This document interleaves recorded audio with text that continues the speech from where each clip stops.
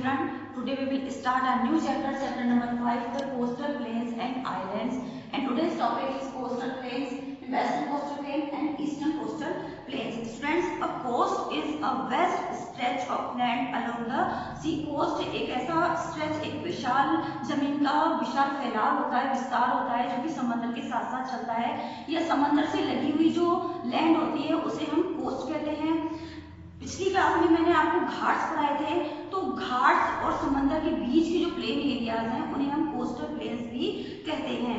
India की जो coast line है वो 7000 किलोमीटर लंबी है। एंड वेस्ट टू ईस्ट अगर हम देखें तो वेस्ट में गुजरात से लेके ईस्ट में वेस्ट बंगाल तक इंडिया की कोस्ट लाइन फैली हुई है जो कि 7000 किलोमीटर लंबी है। साथ ही हमारी जो कोस्टल प्लेन्स है, जैसे कि मैंने आपको बताया कि समंदर से लगते हुए जो प्लेन एरियाज है वो हमारे कोस्टल प्लेन्स है। तो हमारे जो कोस्टल प्लेन्स हैं उन्हें हमने डिवाइड किया है 2 पार्ट्स में। वेस्ट साइड के कोस्टल प्लेन्स को हम वेस्टर्न कोस्टल प्लेन और ईस्ट साइड के कोस्टल प्लेन्स को हम ईस्टर्न कोस्टल प्लेन्स कहते हैं। प्रीवियस क्लास में जब मैंने आपको घाट्स पढ़ाए थे तो मैंने बताया था आपको कि ये जो हमारे ये कन्याकुमारी है, बिल्कुल सेंटर में है साउथ में। कन्याकुमारी से ही हमने डिवाइड किए थे घाट्स को और कन्याकुमारी से ही हम डिवाइड करेंगे अपने कोस्टल प्लेन्स को। कन्याकुमारी से वेस्ट साइड के जो कोस्टल प्लेन्स है वो वेस्टर्न कोस्टल प्लेन्स है और कन्याकुमारी से ईस्ट साइड के कोस्टल प्लेन्स को हम ईस्टर्न कोस्टल प्लेन्स कहते हैं। अब हम आते हैं हमारे वेस्टर्न कोस्टल प्लेन की तरफ। तो जो वेस्टर्न कोस्टल प्लेन्स हैं वो दमन से कन्याकुमारी के बीच में फैले हुए हैं। हमने हमारे वेस्टर्न कोस्टल प्लेन्स को 3 पार्ट्स में डिवाइड किया है। ये जो वेस्टर्न कोस्टल प्लेन्स है उन्हें 3 पार्ट्स में डिवाइड किया गया है। फर्स्ट हमारा है Konkan coast, second Kanara coast, third is Malabar coast. Konkan coast जो है वो महाराष्ट्र और गोवा स्टेट में, हम स्टेट्स की बात करें तो महाराष्ट्र और गोवा में है कोंकण कोस्ट। नेक्स्ट है कैनरा कोस्ट, कर्नाटका स्टेट में है। एंड लास्ट मलाबार कोस्ट जो है केरला स्टेट में है।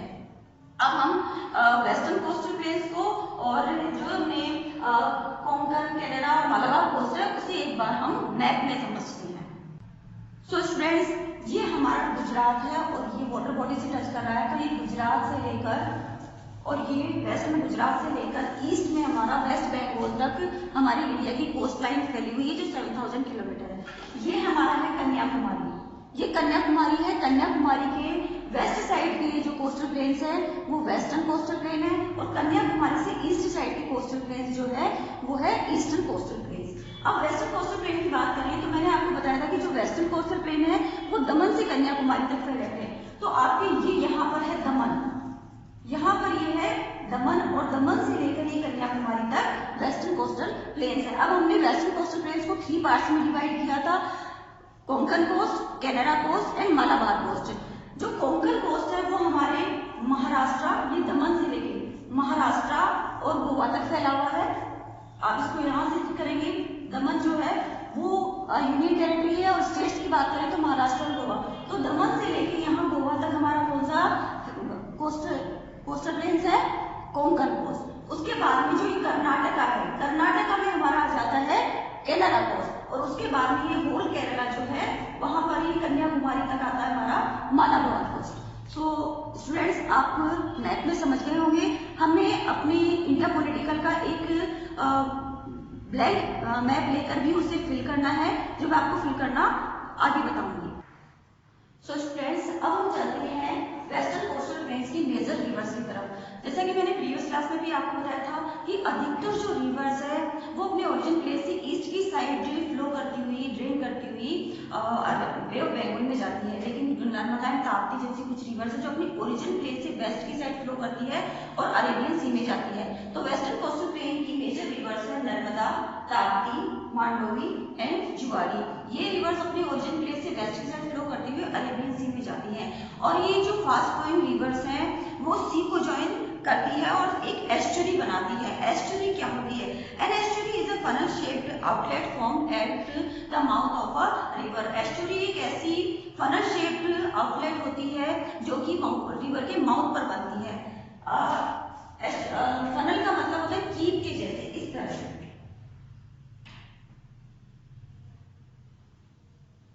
ये फनल शेप होती है। तो रिवर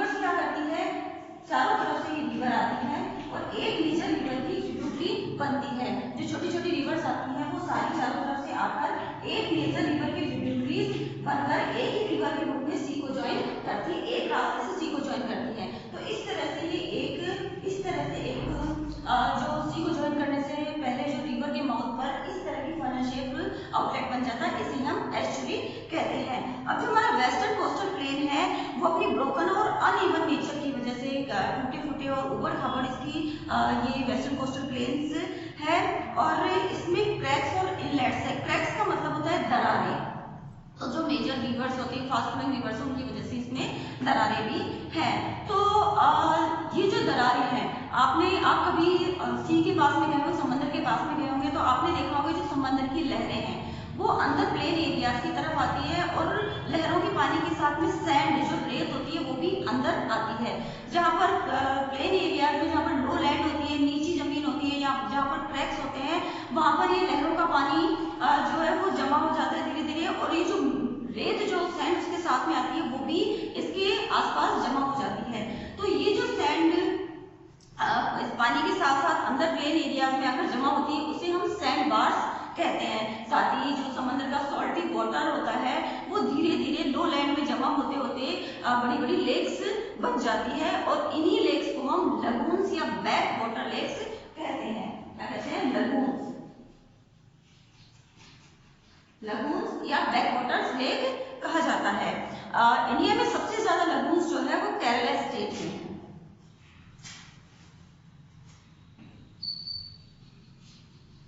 केरला स्टेट में इंडिया की सबसे ज्यादा लगून्स है, जो कि वेस्टर्न कोस्टल प्लेन एरिया में आता है। सो स्टूडेंट्स, जैसे कि अब मैंने आपको बताया था कि वेस्टर्न कोस्टल प्लेन जो है वो, अब हम स्टेट्स की बात अगर करते हैं तो वेस्टर्न कोस्टल प्लेन हमारा महाराष्ट्र, गोवा, कर्नाटका और केरला में फैला हुआ है। और अगर पूरे वेस्टर्न कोस्टल प्लेन की बात करें तो दमन से कन्याकुमारी तक फैला है। अब हम चलते हैं ईस्टर्न कोस्टल प्लेन की तरफ। हमारा है eastern coastal planes. Eastern coastal planes जो है एक वाइड स्ट्रेच है, जमीन का विशाल फैलाव है between Eastern Ghats and Bay of Bengal. जैसा कि मैंने आपको बताया था कि Eastern Ghats Bay of Bengal की साइड है, कन्याकुमारी से ईस्ट साइड में है। तो इस तरह से जो ईस्टर्न कोस्टल प्लेन्स जो है वो ईस्टर्न घाट और बे ऑफ बंगाल के बीच में फैले हुए हैं। साथ ही इनका जो फैलाव है, ईस्टर्न कोस्टल प्लेन्स का, वो है डेल्टा ऑफ गंगा। नॉर्थ में डेल्टा ऑफ गंगा से लेकर साउथ में कन्याकुमारी तक ईस्टर्न कोस्टल प्लेन्स फैले हुए हैं। ईस्टर्न कोस्टल प्लेन्स को हमने 2 पार्ट्स में डिवाइड किया है, Coromandel coast and northern Circars. Coromandel coast जो है वो, बात करें अगर प्लेसेस की, स्टेट्स की बात करें तो कोरोमंडल कोस्ट जो है तमिलनाडु और आंध्र प्रदेश में है, जो कि ईस्टर्न कोस्टल प्लेन का सदर्न पार्ट है, साउथ पार्ट है। इसी के साथ है नेक्स्ट हमारा नदर्न सर्कास। नदर्न सर्कास आंध्र प्रदेश में ही, आंध्र प्रदेश, ओडिशा और वेस्ट बंगाल में फैला हुआ है, जो कि ईस्टर्न कोस्टल प्लेन का नॉर्थ पार्ट है। अब आप सोचोगे कि कोरोमंडल कोस्ट भी आंध्र प्रदेश में है और नॉर्दर्न सर्कास भी आंध्र प्रदेश में है, तो जो कोरोमंडल कोस्ट है वो कन्याकुमारी से, तमिलनाडु में कन्याकुमारी से लेकर आंध्र प्रदेश में नेल्लोर तक फैला हुआ है, और फिर नेल्लोर से डेल्टा ऑफ गंगा यानी वेस्ट बंगाल तक नॉर्दर्न सर्कास जो कोस्टल प्लेन्स हैं। तो इसे हम एक बार इनको, सो स्टूडेंट्स, ये कन्याकुमारी है और कन्याकुमारी से ईस्ट में वेस्ट बंगाल तक हमारा ईस्टर्न कोस्टल प्लेन फैले हुए हैं। अब हमने ईस्टर्न कोस्टल प्लेन्स को 2 पार्ट्स में डिवाइड किया था, Coromandel coast and northern Circars coast. तो जो कोरोमंडल कोस्ट है वो ईस्टर्न कोस्टल प्लेन का सदर्न पार्ट है, जो कि यहाँ तमिलनाडु में कन्याकुमारी से स्टार्ट होता है और ये आंध्र प्रदेश में यहाँ पर नेल्लोर तक फैला हुआ है। तो कोरोमंडल कोस्ट का है कन्याकुमारी से आंध्र प्रदेश में नेल्लोर तक फैला हुआ है, यहाँ तक ये हमारा कोरोमंडल कोस्ट। और यही आंध्र प्रदेश में नेल्लोर से ऊपर ओडिशा पार करता हुआ यहाँ वेस्ट बंगाल में हमारा नॉर्दर्न सर्कास है, जो कि ईस्टर्न कोस्टल प्लेन का नदर्न पार्ट है। स्टूडेंट्स, आपको समझ में आ गया होगा कि कोरोमंडल कोस्ट जो है ईस्टर्न कोस्टल प्लेन का सदर्न पार्ट है, जो कि तमिलनाडु, आंध्र प्रदेश में फैला हुआ है, तमिलनाडु में कन्याकुमारी से आंध्र प्रदेश के नेल्लोर तक। और इसी तरह से ईस्टर्न कोस्टल प्लेन का जो नॉर्थ का पार्ट है वो नॉर्दर्न सर्कास है, जो आंध्र प्रदेश के नेल्लोर से ओडिशा और वेस्ट बंगाल तक फैला हुआ है, जो कि ईस्टर्न कोस्टल प्लेन का नॉर्थ पार्ट है। अब हम चलते हैं कुछ मेजर रिवर्स की तरफ। ईस्टर्न कोस्टल प्लेन की मेजर रिवर्स हैं गंगा, महानदी, गोदावरी, कृष्णा, कावेरी। हमने प्रीवियस क्लास में भी पढ़ा था कि ये जो रिवर्स है, गंगा है, महानदी है, ये अपनी सीमा को ज्वाइन करने से पहले एक बहुत बड़ा डेल्टा बनाती है। तो इस वजह से जो ईस्टर्न कोस्टल प्लेन्स है वहां पर बहुत ज्यादा फर्टाइल डेल्टास हैं। साथ ही ईस्टर्न कोस्टल प्लेन में लगून्स बहुत कम है, लेकिन इंडिया की जो लार्जेस्ट लगून है वो है Chilka lake. Largest lagoon of India,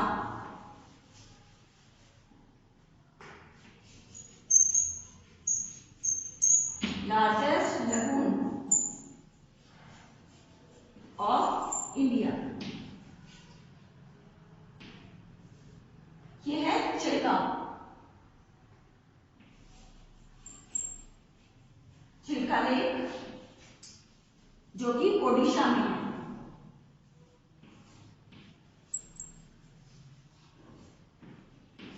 हालांकि यहाँ पर ईस्टर्न कोस्टल प्लेन्स में लगून नहीं है, यहाँ पर डेल्टास है, लेकिन फिर भी इंडिया की लार्जेस्ट लगून जो है चिल्का लेक है और ये ओडिशा स्टेट में आती है। साथ ही जो इस तरह से अभी जो सारे स्टेट्स हैं मैंने आपको समझा दी कि ईस्टर्न कोस्टल प्लेन जो है तमिलनाडु की कन्याकुमारी से वेस्ट बंगाल तक फैला हुआ है। इसमें तमिलनाडु, आंध्र प्रदेश, ओडिशा और वेस्ट बंगाल स्टेट्स आते हैं। सो स्टूडेंट्स, आई होप आपको जो हमारे ईस्टर्न कोस्टल प्लेन है और वेस्टर्न कोस्टल प्लेन्स हैं वो समझ में आगे होंगे।